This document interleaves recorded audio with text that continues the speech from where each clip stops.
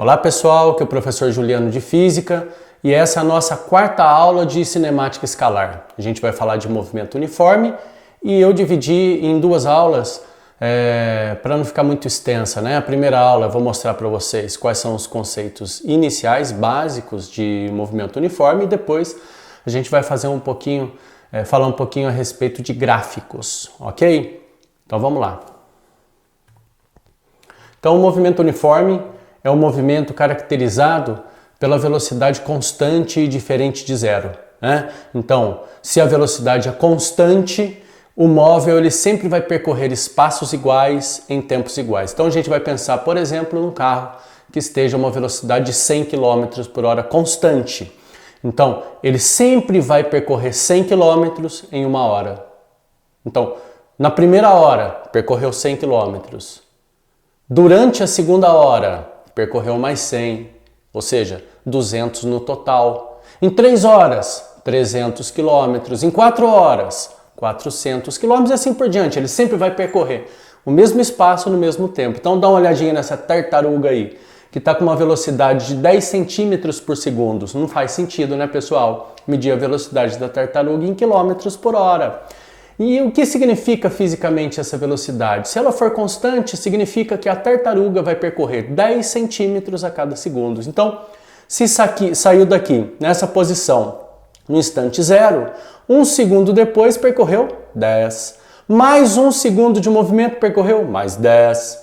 Mais 1 segundo de movimento percorreu mais 10. Mais 1 segundo e assim por diante, pessoal. Percorre espaços iguais em tempos iguais. E aí acontece o quê? Se a velocidade é constante, ela não varia, a aceleração tem que ser igual a zero. Se não tem variação de velocidade, a aceleração é nula. E se não tem aceleração, significa que não tem nenhuma força resultante, alterando a velocidade do corpo. Então a gente pode caracterizar o movimento assim. A velocidade é constante, a força resultante é igual a zero e a aceleração média também é igual a zero. Ok? Então vamos pensar na seguinte hipótese, né? Então a gente tem aí na tela um carrinho que está passando pela posição 10 metros com uma velocidade de 20 metros por segundo. Eu vou começar a estudar o movimento dele a partir dali. Ele está a favor da trajetória, a velocidade é positiva e eu pergunto para você, daqui 1 segundo, qual vai ser a posição dele? Pessoal, se a velocidade dele é 20 metros por segundo, ele vai estar 20 metros na frente, concorda comigo? E aí, se ele está 20 metros na frente, a posição dele vai ser 30 metros. Ah, qual é a continha? Bom, muito simples. O espaço, ou seja, a sua posição vai ser os 10 metros onde ele já estava, mais 20 metros que ele vai deslocar. Então, a gente vai ter uma velocidade de uma posição de 30 metros. Ou seja, ele deslocou 20 metros. Então, 20 mais 10, 30.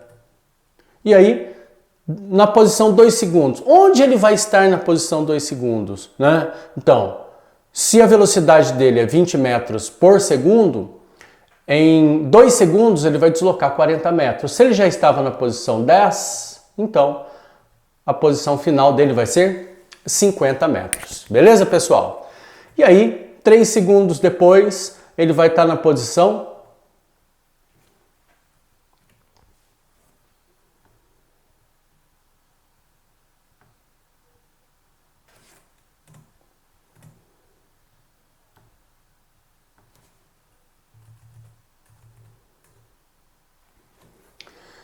e 3 segundos depois, ele vai estar na posição 70 metros. O raciocínio é o mesmo, pessoal. A posição dele vai ser a posição que ele estava no início, que a gente chama de posição inicial, que é 10 metros, mas 20 vezes o tempo, 3. Então, repare que eu fiz isso em todos, né? 10 mais 20 vezes 1, 10 mais 20 vezes 2, 10 mais 20 vezes 3. O que a gente pode concluir disso?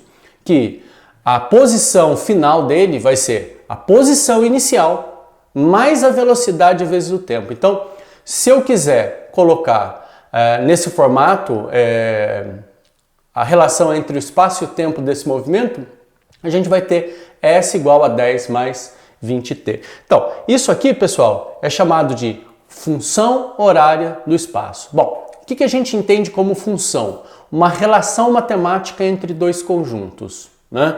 O que eu estou tentando relacionar aqui? O espaço com o tempo, né? Então, se eu te dou um tempo, você me dá um espaço. Se eu te dou o espaço, você me dá um tempo. Entendeu como é que é o esquema? Então é a relação entre o espaço e o tempo. E isso vai representar exatamente isso. A posição inicial, você viu que nunca muda. A velocidade é constante por definição do movimento. Então a gente vai ter a relação entre o S e o T. Beleza? Bom, matematicamente, né? Como é que a gente chegaria à nossa função? Então o primeiro passo é tomar a equação da velocidade, que é ΔS sobre ΔT. Essa é a velocidade média, né? Que se for constante ela vai ser instantânea.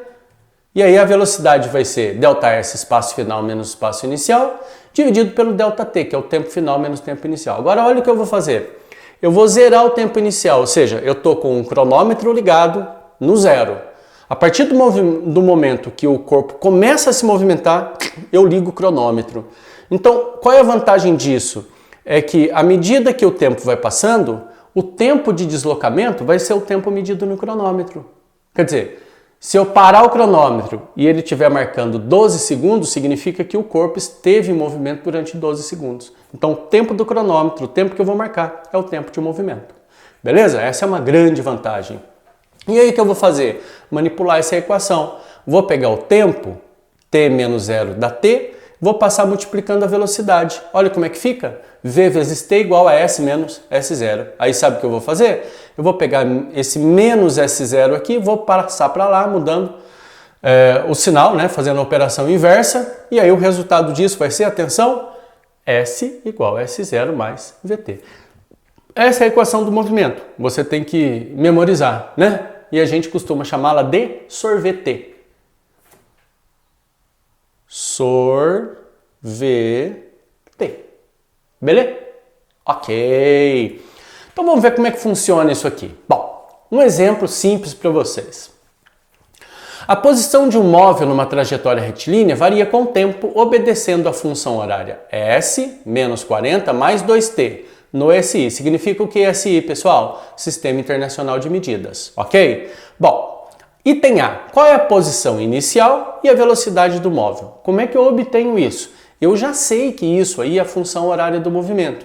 Então eu vou comparar com a função que eu descrevi para vocês. S igual a S0 mais VT. Dá para ver, pessoal? Por comparação, a posição inicial vale menos 40 e a velocidade vale 2 metros por segundo.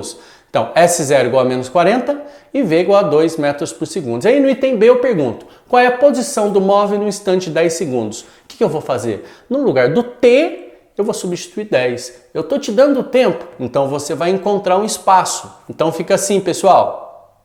A função é menos 40 mais 2T. No lugar do T eu coloquei 10, então vai ficar 2 vezes 10. Atenção, tem que fazer a multiplicação primeiro. Essa é a ordem. Depois adição, subtração. Então a gente tem o valor aqui, 2 vezes 10 dá 20, menos 40 mais 20, menos 20 metros. Então esse móvel ele vai estar na posição menos 20 metros, ou seja, 20 metros antes da origem. Antes da origem, tá certo? Para os valores negativos. E o item C, pessoal? O instante em que o móvel passa pela origem da trajetória, né? Então como é que vai ficar? Origem igual, é quando o espaço é igual a zero, lembra? Posição igual a zero, origem. Já descrevi para vocês isso nas aulas anteriores. Então vai ficar 0 igual a menos 40 mais 2t, passou 40 para lá, vai positivo, 2t igual a 40, passou 2 dividindo, 40 dividido por 2 dá quanto? Dá quanto? Dá 20 segundos, ok? Muito simples esse, né? Vamos dar uma olhadinha agora, pessoal. Um conceito super importante, aproveitando que a gente está falando de velocidade, né?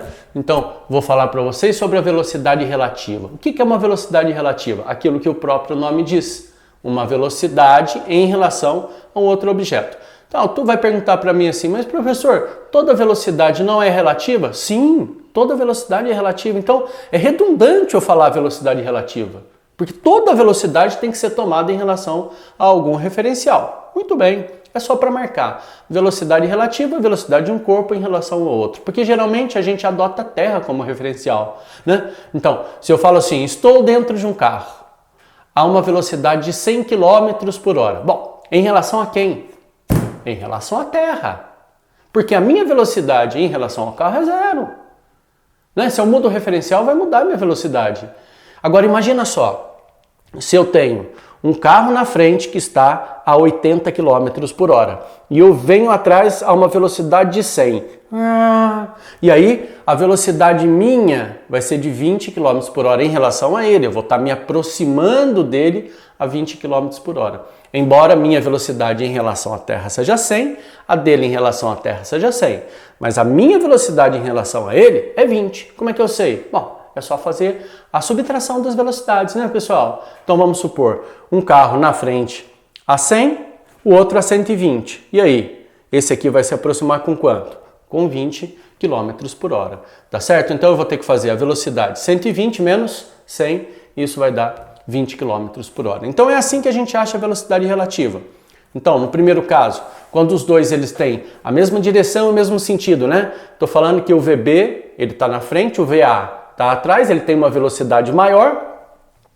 Então a gente tem essa velocidade maior que essa, e para calcular essa diferença, e já ensinei você, é uma velocidade menos a outra. A velocidade relativa, portanto, aí vai ser VA menos VB. E se eles tiverem sentidos opostos, professor? Bom, se tem sentido oposto, a gente vai fazer a mesma coisa. Pessoal, a velocidade relativa é VA menos VB. Entendeu? Então vai ficar assim, ó. VA menos VB. Só que o VB, ele está contra a trajetória, tá percebendo? Então, se ele tiver contra a trajetória, a velocidade dele é negativa. Vamos substituir? Põe aí. Então vai ficar VA menos VB. E menos com menos dá mais na multiplicação. Então o resultado final. Na verdade, quando eles estiverem em sentidos contrários, eu vou adicionar uma velocidade na outra. Tá certo? Então, tá no mesmo sentido? Subtrai. Tá em sentido oposto? Soma as velocidades. E é assim que a gente percebe, né? Quando a gente olha para um carro que está passando pela gente em sentido oposto, parece que a velocidade dele é muito grande, né? E é mesmo. Em relação a você Se você tiver a 100 aqui, o cara tiver 100 aqui, um vai passar pelo outro a 200 km por hora. Eu tenho que somar as duas velocidades. Beleza, pessoal?